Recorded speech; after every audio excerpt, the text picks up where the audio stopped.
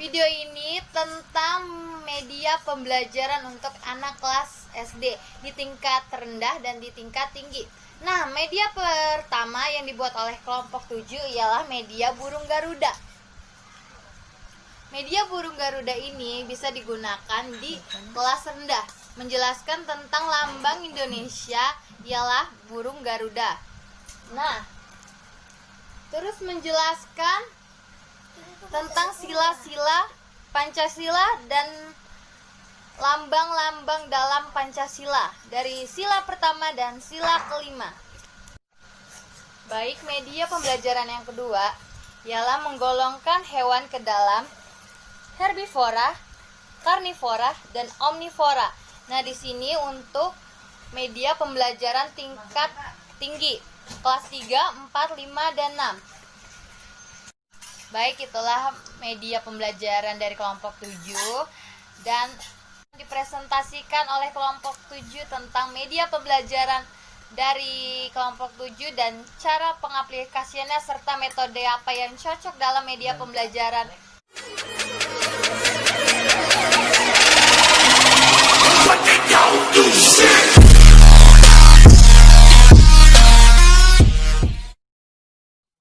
Assalamualaikum warahmatullahi wabarakatuh. Salam sejahtera bagi kita semua. Kami dari kelompok 7 akan mempresentasikan media pembelajaran yang kami buat dan metode apa saja yang kami gunakan untuk media pembelajaran kelompok 7. Nah, di sini sebelum masuk ke penjelasan media pembelajaran yang kami buat dan metodenya, saya akan menjelaskan tentang media. Di sini secara etimologi, kata media merupakan bentuk jamak dari medium yang berasal dari bahasa Latin yang medius yang berarti tengah. Sedangkan dalam bahasa Indonesia, kata medium dapat diartikan sebagai antara atau sedang. Nah, sehingga pengertian media dapat mengarah pada suatu mengantar atau meneruskan informasi atau pesan antara sumber pemberi pesan dan penerima pesan. Jadi, media dapat digunakan dalam suatu proses penyajian informasi. Nah, di sini ada manfaat media pembelajaran. Yang pertama, memperjelas pesan agar tidak terlalu vertibilis. Kedua, mengatasi keterbatasan ruang, waktu, tenaga, dan daya indera. Ketiga, menimbulkan gairah belajar. Di sini ada interaksi lebih langsung antara murid dengan sumber pelajar. Yang keempat, memungkinkan anak belajar sesuai dengan bakat dan kemampuan visual, auditori, dan kinestetiknya. Nah, yang kelima, memberikan rangsangan yang sama, mempersamakan pengalaman dan menimbulkan persepsi yang sama. Baik, selanjutnya akan dijelaskan oleh rekan saya. Oke, selanjutnya saya akan membahas tentang metode apa aja sih yang digunakan oleh kelompok kami. Yang pertama itu ada metode diskusi panel, yang kedua itu ada metode ceramah, yang ketiga itu ada metode tanya jawab. Di sini saya akan membahas tentang metode diskusi panel. Metode diskusi panel itu mencakup dua kelompok, yaitu kelompok aktif dan kelompok tidak aktif, atau yang disebut dengan kelompok pasif. Ya, kelompok aktif itu lebih cenderung kan mengikuti forum diskusi, sedangkan sebaliknya kelompok pasif itu lebih memilih untuk tidak ikut dalam sebuah forum diskusi, atau mereka ikut dalam sebuah forum diskusi hanya sebagai perwakilan dari nama kelompok mereka. Nah, adapun karakteristik diskusi panel ini sangat menonjol. Salah satunya yaitu adanya permasalahan yang disajikan oleh guru dan dipecahkan bersama-sama oleh peserta didik dalam sebuah diskusi atau forum diskusi. Nah, adapun kelebihan atau kekurangannya dalam diskusi panel ini yaitu yang pertama itu kelebihan yang pertama itu membangkitkan pikiran. Yang kedua, mengemukakan pandangan yang berbeda-beda. Yang ketiga itu mendorong ke analisis yang lebih lanjut. Yang keempat itu memanfaatkan para ahli untuk berpendapat, dan proses pemikirannya itu bisa atau dapat dijadikan bahan pembahasan dalam pembelajaran diskusi.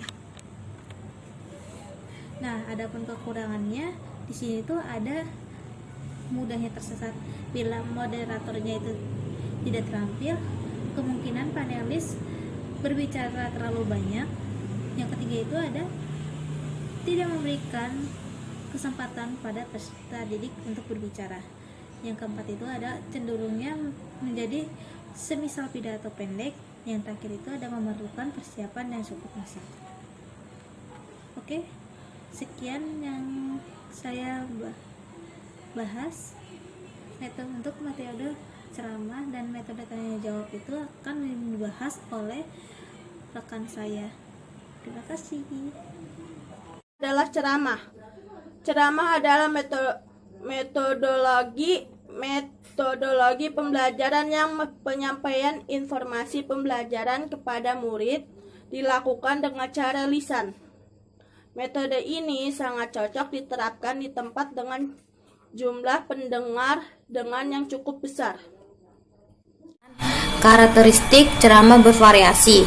Menurut Sutarsi tahun 2013 nomor 7, ada beberapa karakteristik penggunaan ceramah bervariasi sebagai berikut. Yang pertama, agar perhatian siswa tetap terarah selama penyajian berlangsung. Yang kedua, materi pembelajaran sistematis atau tidak berbelit-belit. Yang ketiga, untuk merangsang siswa aktif. Yang keempat, memberi feedback atau balikan. Yang kelima, untuk memberikan motivasi belajar. Selanjutnya ada kelebihan metode ceramah. Yang pertama, mudah mengorganisasikan kelas. Yang kedua, mudah mempersiapkan dan melaksanakannya. Yang ketiga, mudah menerangkan pelajaran dengan baik. Yang keempat, memberi kesempatan pada guru untuk menggunakan pengalaman, pengetahuan, dan kreativitasnya.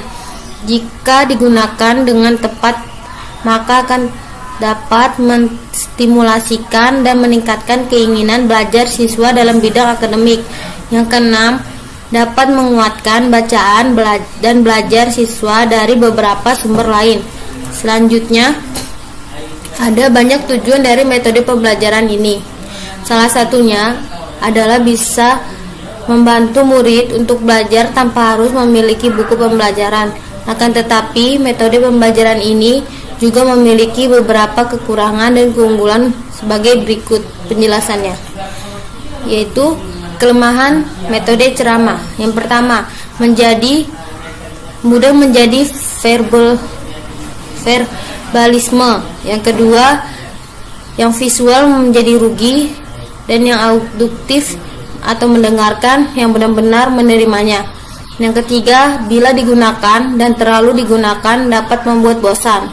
Yang keempat, keberhasilan metode ini sangat tergantung pada siapa yang menggunakannya.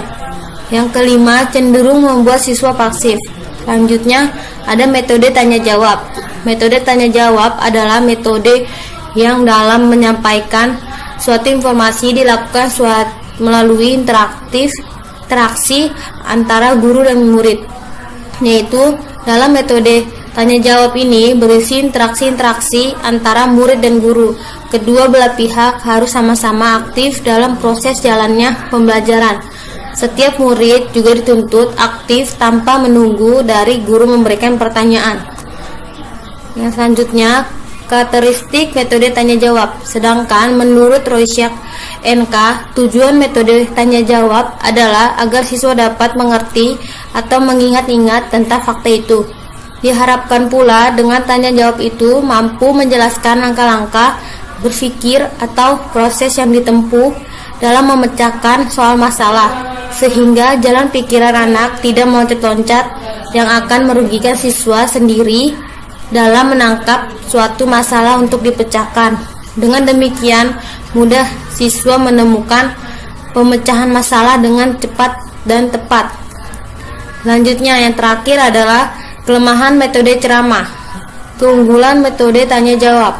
Dengan menggunakan metode tanya jawab ini, setiap murid dapat dipancing untuk berpikir dan berani menyampaikan pendapatnya.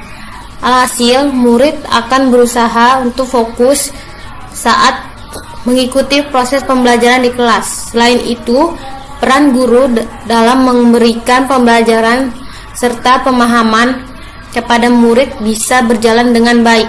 Sekian presentasi yang saya bacakan, selanjutnya akan dilanjutkan dengan rekan saya.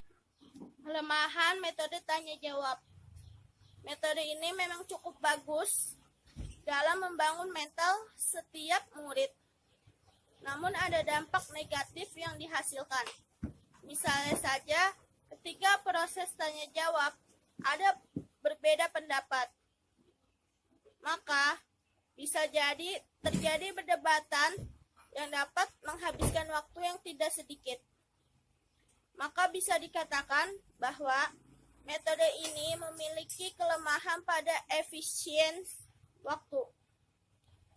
Bila hal tersebut benar-benar terjadi, selain itu, untuk memberikan kesimpulan juga membutuhkan waktu yang tidak sedikit.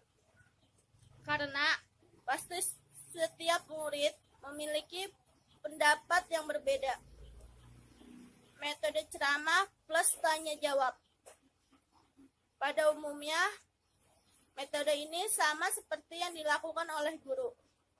Ketika selesai menyampaikan materi, guru akan memberikan waktu kepada murid untuk bertanya tentang materi yang belum dipahami. Jika murid sudah mengerti ataukah belum, atau pertanyaan-pertanyaan terkait materi yang telah disampaikan, biasanya metode ini dilakukan pada akhir sesi pembelajaran. Cara pengaplikasian media pembelajaran di kelompok 7 buat. Nah, di sini ada pertama media pembelajaran burung Garuda. Media pembelajaran burung Garuda ini untuk anak tingkat kelas rendah, yaitu kelas 1. Kenapa kelas 1? Karena di kelas 1 mempelajari tentang Pancasila.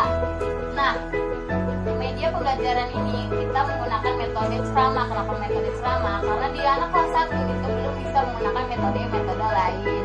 Jadi kita menggunakan metode ceramah. Cuma di sini menggunakan metode ceramah, tapi kita menggunakan media visual supaya anak lebih fokus dan supaya anak lebih mengerti. Jadi kita sebagai guru tidak hanya menjelaskan, terus mereka mencatat, mendengar seperti kayak mendongeng. Nah, tapi kita menggunakan medianya juga berperan aktif. Nah, kita bisa menggunakan media ini sebagai pembelajaran. Nah, kita cara pengaplikasian itu. Nah, anak-anak di Indonesia ini ada Pancasila. Nah, lambangnya itu burung Garuda. Jadi lambang dari Indonesia itu adalah Pancasila. Nah, Pancasila ini menggambarkan burung Garuda. Nah, selanjutnya itu kita ada sila-sila. Nah, sila-sila Indonesia ada yang tahu belum? Atau sila Pancasila? Nah, sila Pancasila ada itu 5 sila. Nah, yang pertama itu ada ketuhanan yang Maha Esa yang melambangkan bintang. Nah, yang kedua itu ada kemanusiaan yang adil dan beradab melambangkan rantai. Nah, yang ketiga itu ialah pohon beringin yang artinya persatuan Indonesia. Sila keempat, kerakyatan yang dipimpin oleh hikmat, kebijaksanaan, permusyawaratan dalam perwakilan itu melambangkan kepala banteng.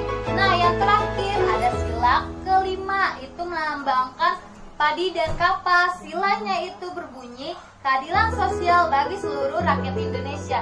Jadi sila-sila Pancasila itu ada 5 ya anak-anak. Nah, memiliki lambang masing-masing. Yang pertama ada lambang bintang, yang kedua ada rantai, ketiga ada pohon beringin, keempat kepala banteng, dan kelima ada padi dan kapas. Nah, ini sangat cocok untuk pengaplikasian di sekolah ataupun kita menjelaskan sebagai guru. Nah, jadi anak itu bisa gampang terfokus. Nah, mereka bisa lihat cara-cara sila pertama apa, sila kedua apa, sila ketiga apa, sila keempat apa, sila kelima apa, dan lambang-lambangnya. Nah, jadi sangat cocok menggunakan metode ceramah tapi menggunakan media visual. Nah, pengaplikasian media kedua yang kelompok 7 buatnya itu ada media, saya namakan media taman satwa. Nah, di sini untuk anak kelas tinggi, gitu ya, itu kelas 5. Nah, di sini kita bisa menggolongkan nama hewan yang ada di kebun binatang ini ke dalam golongan makanan. Ada karnivora, herbivora, dan omnivora. Nah, saya namakan di sini kebun binatang. Nah, kita harus memindahkan golongan mana yang mereka makan. Nah, di sini saya ambil ada hewan atau binatang kambing. Nah, binatang kambing itu memakan apa ya? Apakah memakan herbivora atau karnivora atau omnivora? Nah, oh ya, penjelasannya dulu ya. Herbivora itu adalah pemakan tumbuh-tumbuhan. Nah, sedangkan karnivora pemakan dagingan. Nah, sedangkan yang omnivora itu pemakan tumbuhan, daging, dan biji-bijian. Nah, yang kambing termasuk yang mana ya? Golongan karnivora kah? Atau herbivora atau omnivora? Nah, ternyata kambing pemakan rumput, berarti dia pemakan tumbuhan. Nah, kita jalan kambing, pindahkan ke kandangnya sesuai golongan makan. Nah, pindah dia ke mana ya? Herbivora, karnivora, atau omnivora? Nah, karena tumbuhan itu kan herbivora, berarti kambing ke kandang herbivora. Nah, yang ke selanjutnya binatang singa. Singa itu makan apa ya? Dia makan tumbuhan atau makan dagingan atau makan segalanya seperti tumbuhan, daging, atau bijian. Ternyata singa itu pemakan daging. Yang mana pemakan daging ya? Herbivora, karnivora, atau omnivora? Nah, yang pemakan daging itu adalah karnivora. Nah, jadi kita menuju dari kebun binatang menuju ke golongan pemakannya, kandangnya. Nah, karnivora itu ada di sini. Nah, kita tusuk deh. Nah, jadi singanya itu ke pemakan golongan karnivora. Nah, selanjutnya ada hewan ayam. Nah, ayam ini termasuk makanan golongan apa ya? Nah, ternyata hewan pemakan biji-bijian. Nah, biji-bijian yang mana? Karnivora kah, herbivora kah, atau omnivora? Nah, sesuai penjelasannya, pemakan bijian adalah omnivora. Nah, ayam menuju ke golongan pemakan omnivora. Kandang dia masuk kandang deh. Nah, jadi seperti itu penjelasan media pembelajaran yang kedua. Nah, jadi sesuai kita memindahkan dari satu kandang pindah ke sesuai golongan pemakannya. Ada karnivora, herbivora, dan omnivora. Nah, metode ini sangat cocok untuk kelas 5 itu menggunakan banyak metode sebenarnya. Cuma di sini kita menggunakan metode ceramah dan menggunakan metode tanya jawab. Nah, metode ini kita bisa menanyakan kepada siswa, ayam tadi termasuk makanan apa ya anak-anak? Nah, siswa langsung menjawab atau mengacungkan tangan, saya Bu. Nah, iya apa Anggi? Nah, ayam termasuk makanan biji-bijian Bu. Oh iya, kamu benar sekali, ayam makan biji-bijian. Tapi dia termasuk karnivora, herbivora, atau omnivora? Nah, lanjut lagi ke yang lainnya. Saya Bu, ayam termasuk pemakan omnivora. Ya, kamu benar sekali. Nah, kita langsung memberikan reward anak supaya mereka terus semangat dan terus aktif. Nah, jadi ini juga bisa menggunakan metode learning dia. Jadi bisa sambil bermain dan sambil belajar supaya tidak terlalu jenuh. Oke, sekian media pembelajaran dari kelompok 7 dan metodenya. Semoga bermanfaat, dan kesimpulannya media ini sangat cocok untuk di kalangan rendah dan di kalangan tinggi atau kelas 1 dan kelas 5. Nah, di sini bisa menggunakan metode ceramah, tanya jawab, metode ceramah plus tanya jawab. Metode ceramah di sini bukan hanya guru menjelaskan dan terpaku oleh buku, tetapi bisa menggunakan media supaya anak lebih aktif dan lebih bisa berkembang atau bisa mereka semangat atau aktif. Nah, cuma ya memang ada kekurangan dari metode masing-masing. Tapi ini lebih cocok. Oke, sekian dari kelompok kami. Jika maaf ada kesalahan baik dalam bahasa atau kata-kata atau media yang kami atau metode yang